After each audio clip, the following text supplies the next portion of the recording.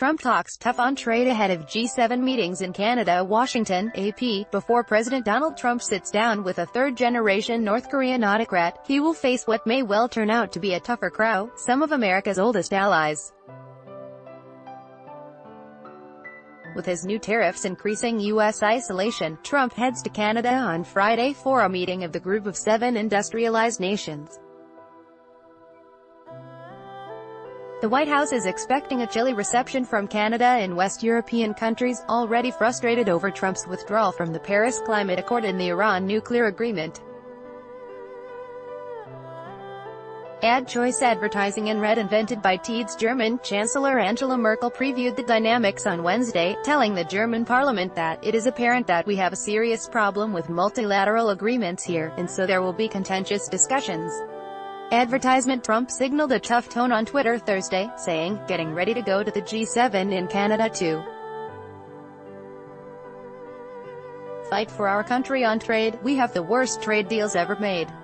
Anticipating a tense 2 days in Quebec, Trump has complained about having to attend the summit, particularly since it comes just before his high-stakes meeting in Singapore with North Korean leader Kim Jong-un, said two people with knowledge of his thinking.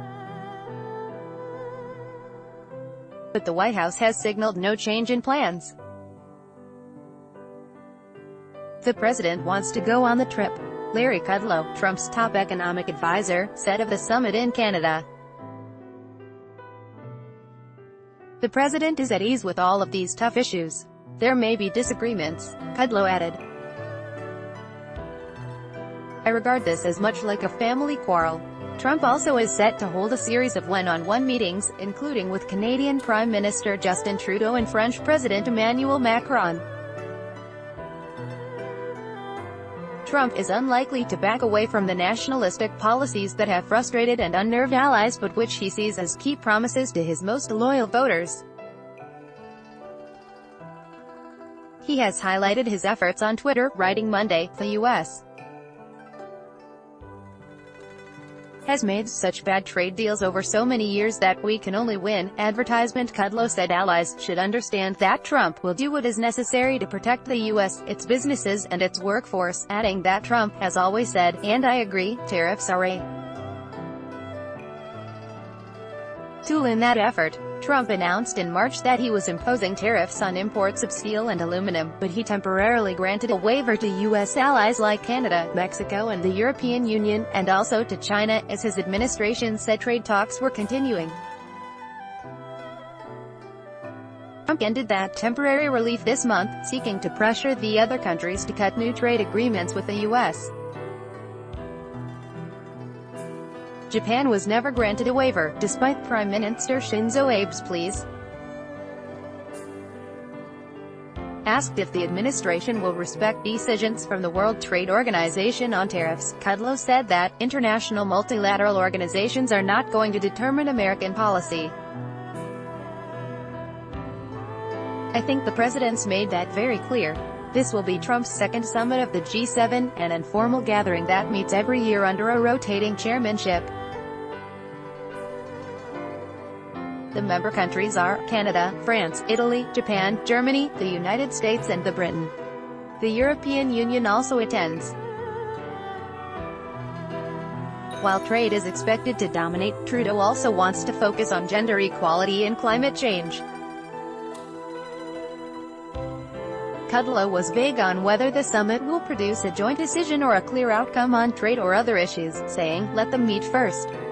The meeting comes after a gathering of G7 finance ministers concluded last week with a message of concern and disappointment to Trump from the other 6 countries.